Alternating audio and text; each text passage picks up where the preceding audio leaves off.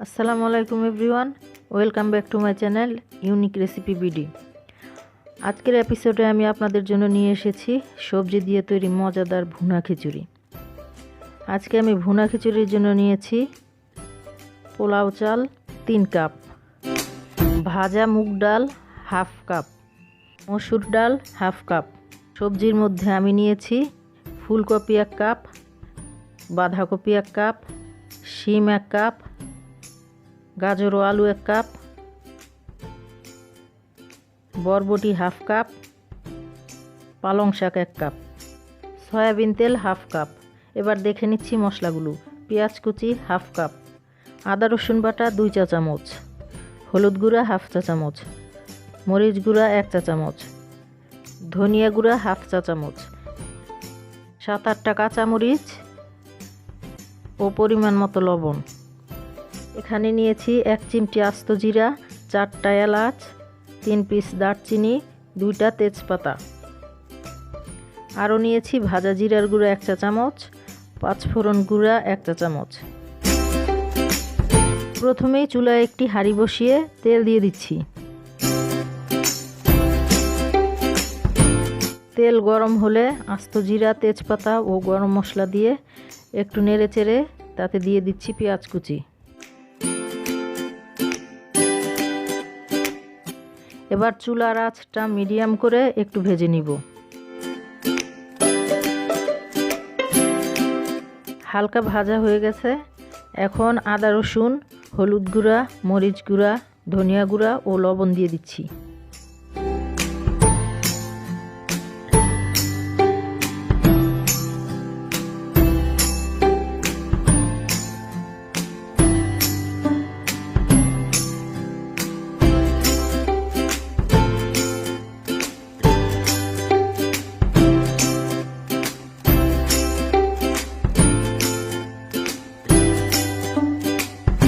মশলাটা যেন পুড়ে না যায় তাই একটু পানি দিয়ে ভালো করে কষিয়ে নিচ্ছি।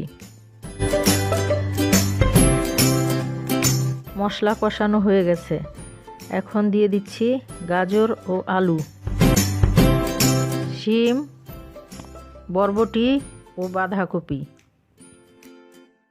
এবার নেড়ে ভালোভাবে মিশিয়ে অল্প আঁচে ঢেকে 2-3 মিনিট রান্না করব, কারণ এগুলো সিদ্ধ হতে একটু বেশি সময় লাগে। তাই আমি এগুলোকে হাফ সিদ্ধ করে নিচ্ছি।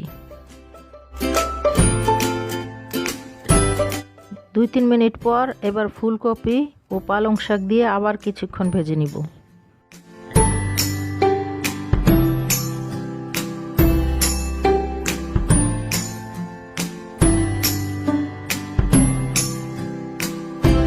এখন দিয়ে দিচ্ছি ধুয়ে রাখা মসুর ডাল ও মুগ ডাল।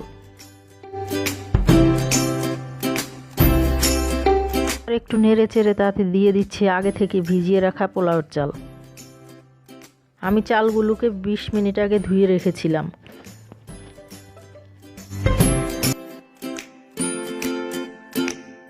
এখন চাল এবং সবজিগুলো একসাথে ভালোভাবে মিশিয়ে একটু ভেজে নিব।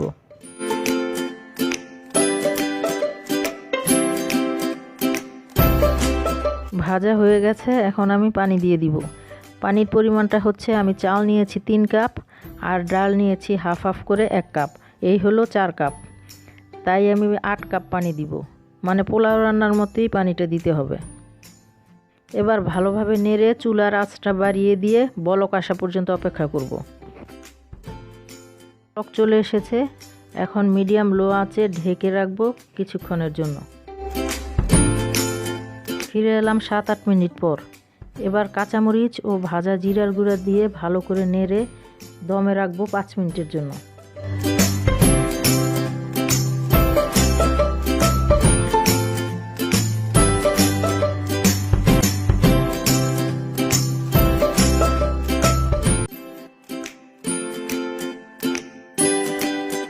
দমে রাখার 5 মিনিট পর আমি আপনাদেরকে দেখিয়ে দিচ্ছি আমার খিচুড়িটা কেমন ঝরঝরে হয়েছে।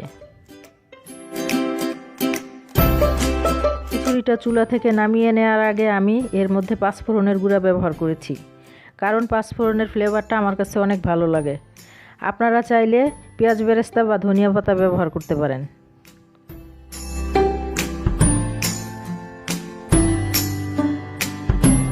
আশা করি আজকের খিচুড়ি পর্বটি আপনাদের ভালো লেগেছে।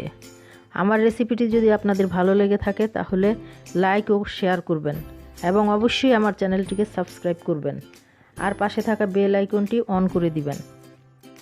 আজকে এতটুকুই, দেখা হবে ইনশাআল্লাহ পরের ভিডিওতে। আল্লাহ হাফেজ।